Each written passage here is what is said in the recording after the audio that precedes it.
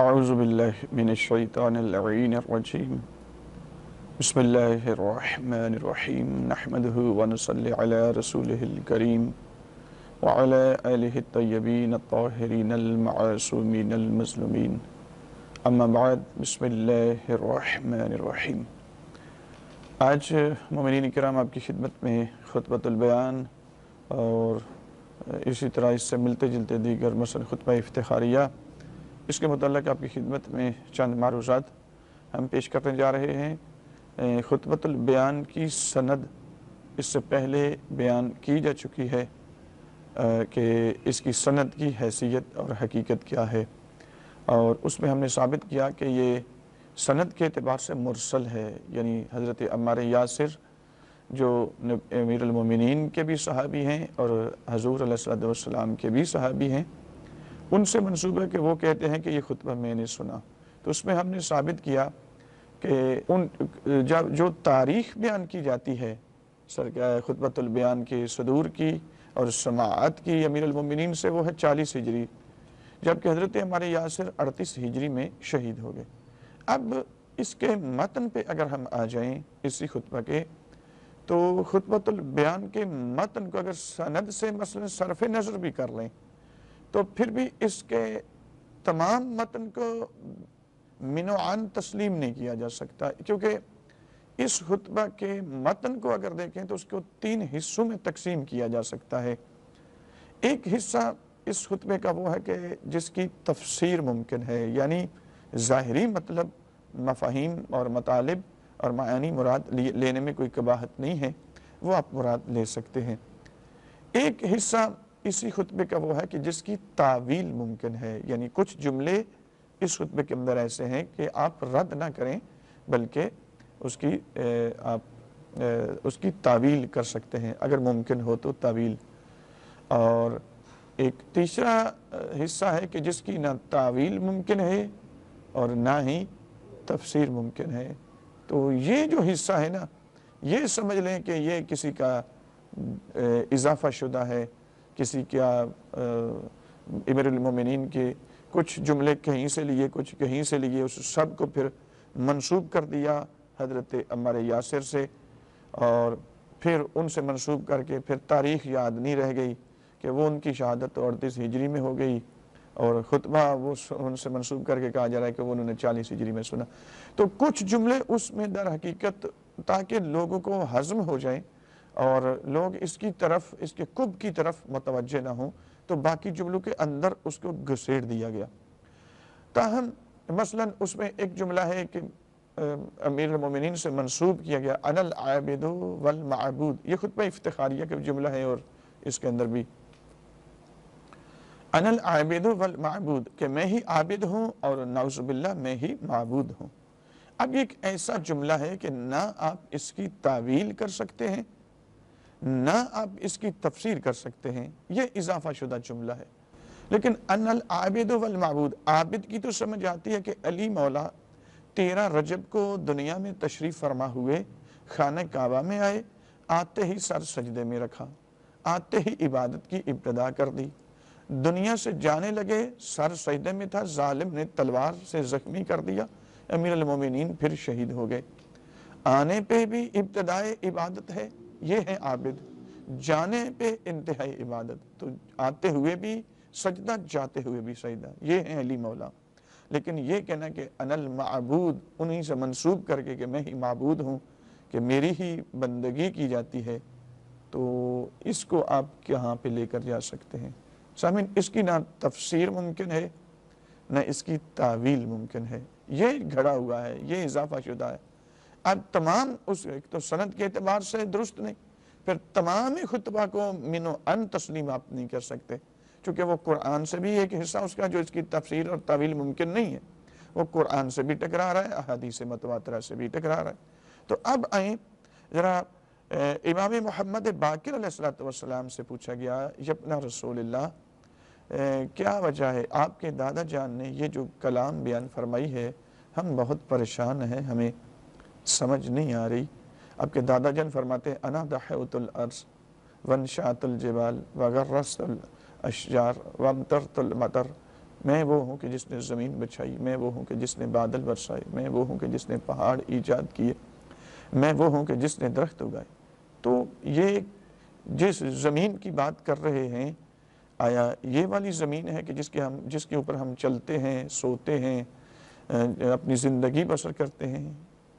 امام محمد باقر علیہ السلام نے اس جملے کا تو مطلب بیان فرمایا، تعویل کی شکل میں، تفسیر نہیں بیان کی۔ تفسیر ہوتی تو پھر یہی زمین مراد ہوتی، لیکن امام باقر علیہ السلام نے اس کا مطلب بیان کیا۔ یہ میرے پاس ہے جی نہج الاسرار، اس کی جلد نمبر 2 ہے، یہ لاہور کا اسلام پورے کا ایک ادارہ ہے، دعوت فکر و عمل۔ تو اس کے صفحہ نمبر 62 کے اندر کہ میں نے زمین بچھائی، یعنی انا دحوت الارض، میں ہی وہ ہوں جس نے زمین کو بچھایا۔ اس کا مطلب امام محمد باقر علیہ السلام نے فرمایا، جو بیان کیا وہ یہ ہے کہ اس عرض سے مراد یہ عرض نہیں ہے جس پر تم چلتے ہو، جس پر سوتے ہو، جس پر زندگی گزارتے ہو، جس پر بول و براز کرتے ہو، جس پر رہ کے اپنی نسلیں آگے بڑھاتے ہو، بلکہ امام باقر علیہ السلام اس کی تعویل بیان کرتے ہوئے فرماتے ہیں کہ انا دحوت الارض کا مطلب یہ ہے کہ میرے دادا علی نے فرمایا، میں اور میری ذریت جو اس زمین پر رہتی ہے وہ اس عرض سے مراد ہے۔ آپ غور کریں سامعین، لیکن اب امام باقر علیہ السلام نے یہ والی عرض مراد نہیں لی، یہ والی زمین مراد نہیں لی، بلکہ عرض سے مراد عرض امامت مراد لی ہے۔ عرض امامت سے اچھا کیوں یہ سوال پیدا ہوتا ہے کہ امیر المومنین کے اس جملے کی تعویل میرے اس امام نے خوبصورت انداز میں جو بیان فرمائی ہے کہ میں نے زمین بچائی، اس زمین سے مراد یہ والی زمین نہیں بلکہ عرض امامت ہے۔ جس طرح قرآن حکیم میں سورہ توبہ کے اندر پروردگار عالم بیان فرماتا ہے کہ ان عدت الشہور عند اللہ 12 شہر یوم خلق السماوات والارض، اللہ کے نزدیک شہور کی تعداد 12 ہے جب سے اس نے زمین و آسمان کو خلق کیا۔ تو منہم اربعۃ حرم، 4 ان میں سے حرمت والے ہیں، ان میں سے 4 حرمت والے ہیں، ذالک الدین القیم، یہی دین قیم ہے۔ امام محمد باقر علیہ السلام ہی اس آیت کی تعویل بیان کرتے ہیں، فرماتے ہیں شہور سے مراد، شہور شہر کی جمع ہے اور شہر کہتے ہیں مہینے کو، فرماتے ہیں یہاں شہور جن کو اللہ کہہ رہا ہے کہ شہور کی تعداد 12 ہے جب سے زمین و آسمان کو اللہ نے خلق کیا، اور 4 ان میں حرمت والے اور یہی دین قیم ہے۔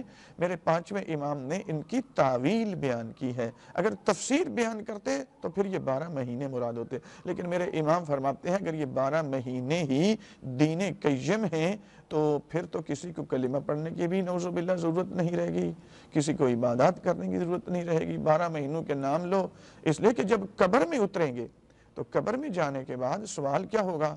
من ربو کا، تیرا رب کون ہے؟ من نبیو کا، تیرا نبی کون ہے؟ من اماموں کا، تیرا امام کون ہے؟ تو وہاں پہ یہ تو نہیں نا کہہ سکتے کہ سوال ہوگا من ربو کا تو آگے سے جواب میں لے کے محرم الحرام، نعوذ باللہ، اس طرح تو نہیں کہہ سکتے۔ من نبیوں کا کہ سفر المظفر، نہیں، یہ نہیں کہہ سکتے آپ، اس لیے کہ شہور سے مراد 12 مہینے اس آیت نے نہیں ہے، یعنی تفسیر مراد نہیں ہے، نہیں کی جا سکے گی، اس کی تعویل کی جائے گی، اور تعویل میرے 5ویں امام نے تفسیر نور الثقلین میں اس آیت کی تفسیر میں یہ مطلب حدیث بیان فرمائی ہے کہ شہور سے مراد 12 شہور سے مراد 12 آئمہ ہیں اور 4 ان میں حرمت والے ہیں، یعنی 4 ان میں صاحب تلوار ہیں۔ ذالک الدین القیم، یہی تو دین قیم ہے۔ اس لیے تو جب علی مولا جنگ خندق کے میدان کی طرف جا رہے تھے، میرے آقا نے دیکھ کر میرے مولا علی کو کیا فرمایا؟ بارز الایمان کلہ، بارز الاسلام کلہ، بارز الدین کلہ، یہ کل کا کل دین ہے، یہ کل کا کل اسلام ہے، یہ کل کا کل ایمان ہے۔ سامعین، اسی طرح سے سرکار امام حسین علیہ السلام کے لیے خواجہ معین الدین چشتی اجمیری نے بہت ہی خوبصورت کلام، شاہ است حسین، بادشاہ است حسین، دین است حسین، حسین تیرا وجود دین ہے۔ تو یہاں اس شہور سے مراد 12 آئمہ، یہ تعویل ہے۔ تو اسی طرح سے میرے اسی امام پانچویں امام محمد باقر علیہ السلام نے یہاں پر فرماتے ہیں کہ زمین سے مراد یہ والی زمین نہیں ہے کہ جو جس پر تم چلتے ہو، سوتے ہو، اٹھتے ہو، بیٹھتے ہو، بلکہ عرض سے مراد عرض امامت ہے، عرض امامت۔ لیکن سوال پیدا ہوتا ہے کہ یہ پاک امام نے عرض امامت مراد کیوں لی؟ اس لیے امام سے کو زمین کے ساتھ تشبیہ کیوں دی گئی؟ اس لیے دی گئی کہ چونکہ انسان اگر فرض کریں کہ ہواؤں میں ہوتا ہے نا، معلق ہوتا ہے، تو مضطرب ہوتا ہے، حالت اضطراب میں ہوتا ہے، لیکن جیسے ہی اس کے پاؤں زمین پر ٹک جاتے ہیں اس کا اضطراب ختم ہو جاتا ہے، وہ بالکل حالت سکون میں چلا آتا ہے۔ اس لیے ائمہ کے وجود کو زمین کے ساتھ تشبیہ دی گئی کہ جب تک ان سے دور رہو گے تم حالت اضطراب میں رہو گے، لیکن جیسے ہی اس دوری کو ختم کر کے ان کے ساتھ پیوست ہو جاؤ گے، ان کے ساتھ مربوط ہو جاؤ گے، اضطراب ختم ہو جائے گا، حالت تسکین میں چلے آؤ گے۔ تو یہ عرض مراد یہ ہے۔ پھر امام سے پوچھا گیا کہ میرے آقا مولا، جو آپ کے دادا جان نے فرمایا کہ وَانشَأَتُ الْجِبَالِ، میں ہی تو وہ علی ہوں کہ جس نے پہاڑوں کو ایجاد کیا، اس کا کیا مطلب ہے؟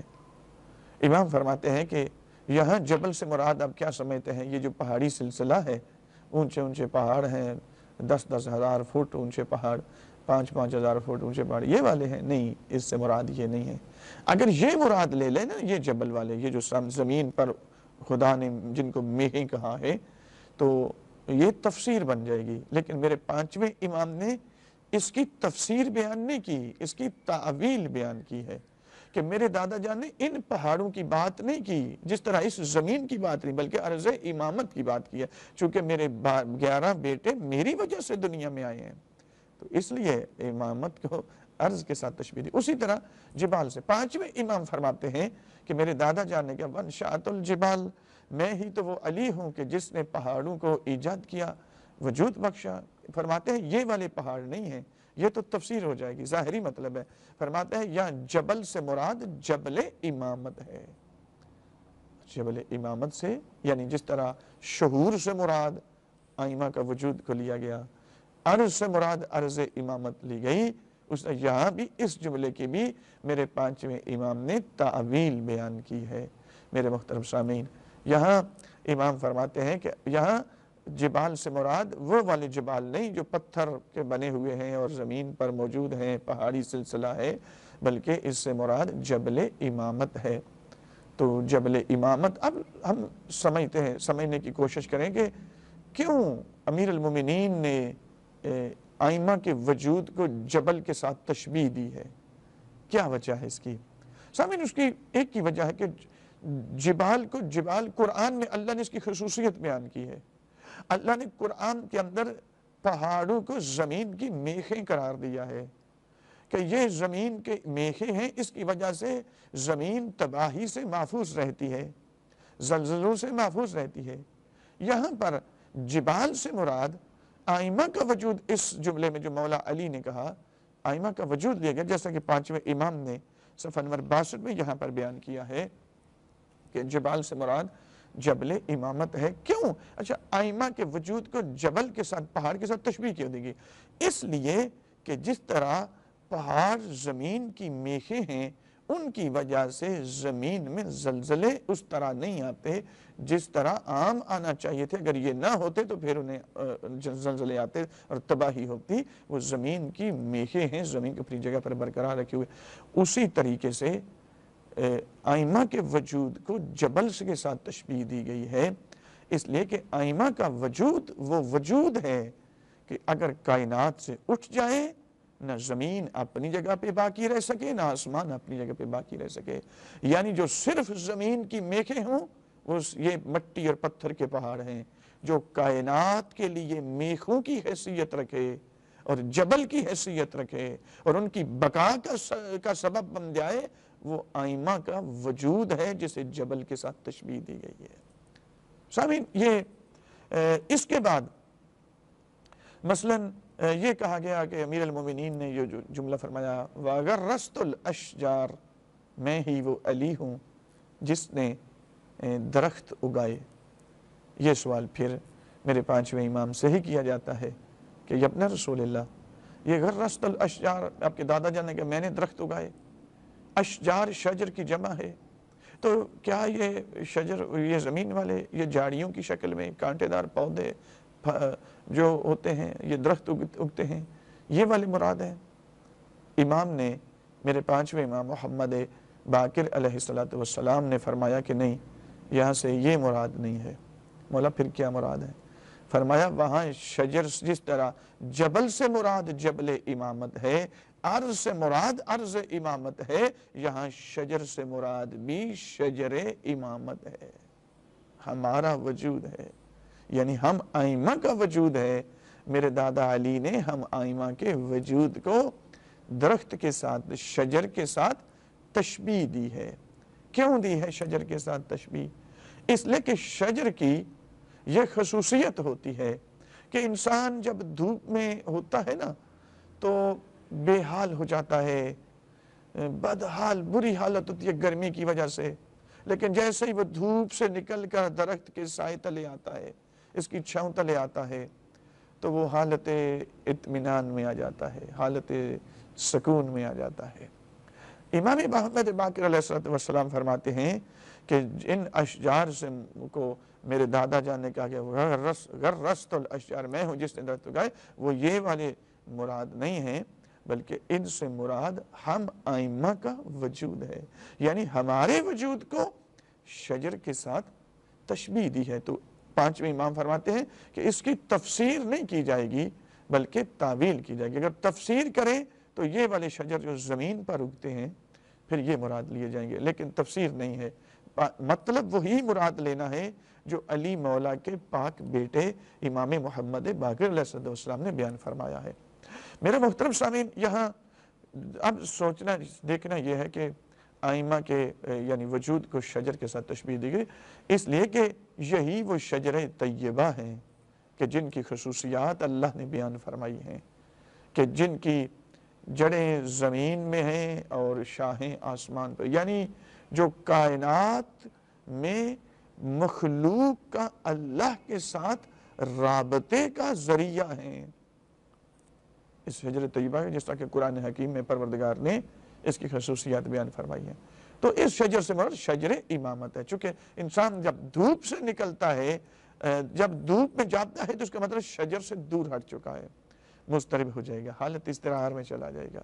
لیکن جیسے ہی دھوپ سے نکل کر وہ درخت کے شجر کے سائے تلے آتا ہے، اضطراب ختم ہو جائے گا، حالت سکون میں چلا آئے گا۔ سامعین، اس طرح یہ چونکہ کافی لمبا ہے، میں نے صرف آپ کی توجہ مبذول کروانا یہ مقصود تھا۔ انشاءاللہ باقی بھی انشاءاللہ آپ کی خدمت میں ہم اس کے مطالب پیش کریں گے۔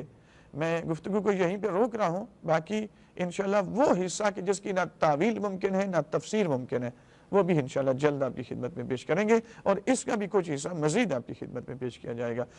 پروردگار ہمیں ان حقائق کو سمجھ کر ماننے کی توفیق عطا فرمائے۔